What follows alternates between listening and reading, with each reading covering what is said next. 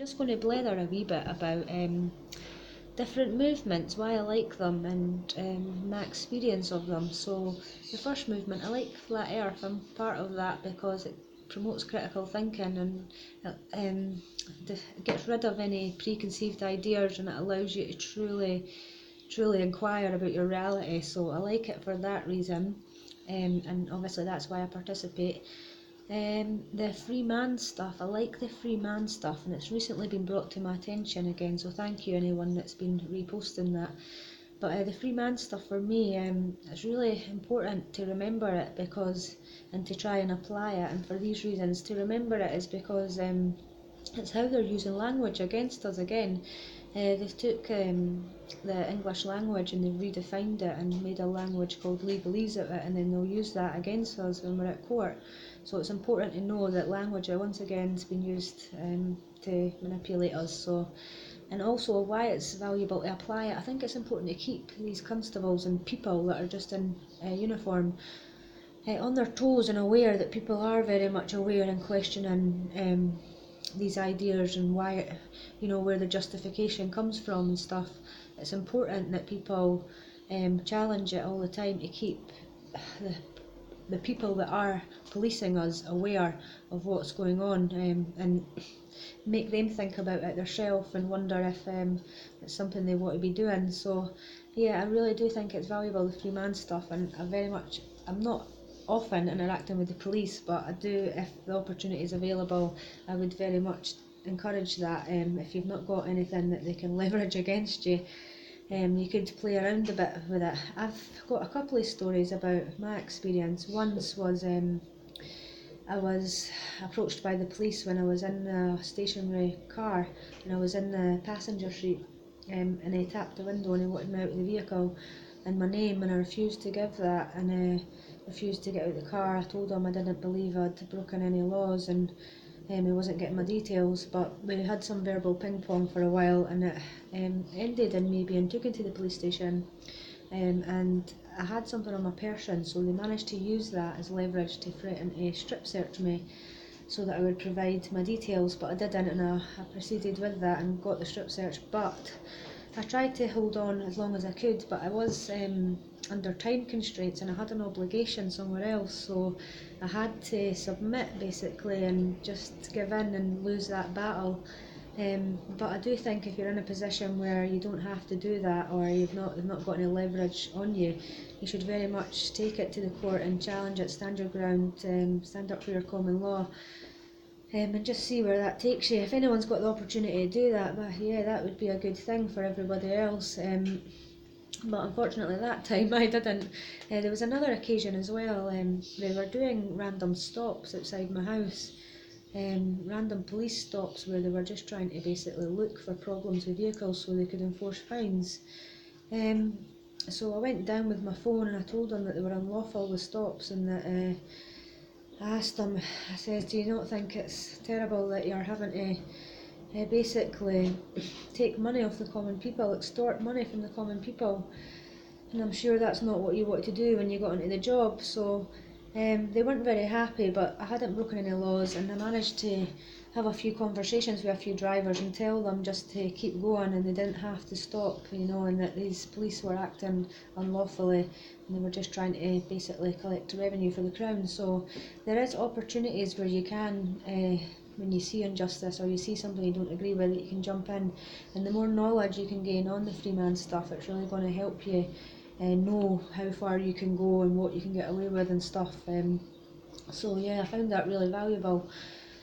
So there was that, and there's the home learning movement, a growing number of people that are choosing to home educate, and I'm part of that because I agree with teaching your child and not handing over that authority to somebody else, that responsibility to teach your child to the best of their ability, to somebody else that's also got lots of other children to teach as well. So I just really disagreed with the whole format, to be honest, and the method of which they were using. So that's why I'm an advocate of home education, and I agree with that growing number of people, that movement that's happening. So I've mentioned the off-grid movement. I also mentioned the flat earth, and then I've just mentioned the homeschooling.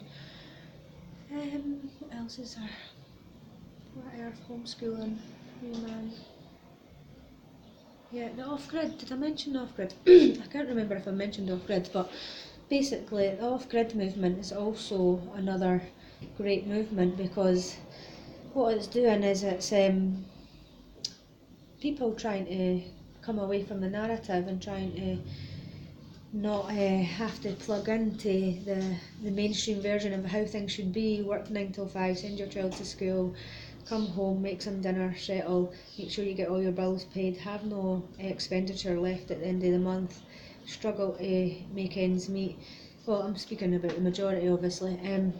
So yeah, a lot of people that are looking to be off grid, or wanting to escape that mundane routine and that reality, so they want to create a different reality for themselves, and I can really admire that and appreciate that.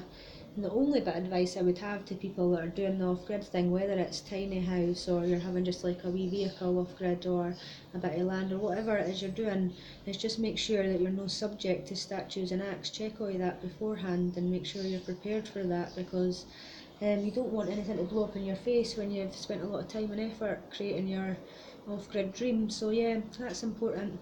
And I'm going to do a wee read in a minute, but I just wanted to say that that was the 4 movements that I really think are good and useful.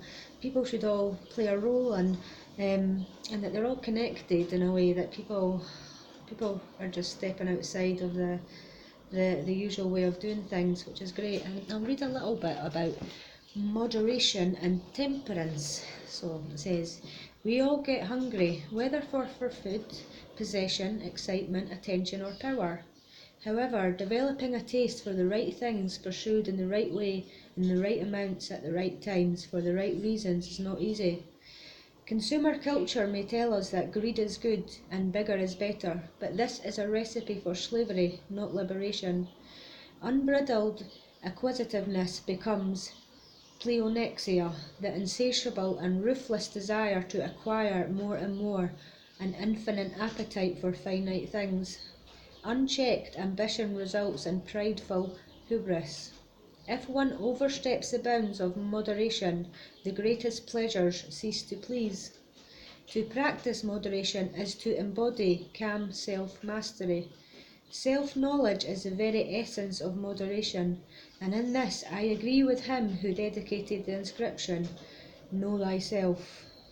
The first step towards self-possession usually involves restraint, learning to recognise which inclinations need to be tempered to achieve a balance. mean, sorry. To achieve a balanced mean between self-indulgence, too little moderation, and self-denial, too much. As the saying goes, all things in moderation, even moderation itself. When a man is stimulated by his own thoughts, full of desire and dwelling on what is attractive, his craving increases even more. He is making the fetter even stronger. But he who takes pleasure in stilling his thoughts, practising the contemplation of what is repulsive, and remaining recoiled, now he will make an end of craving, he will snap the bonds.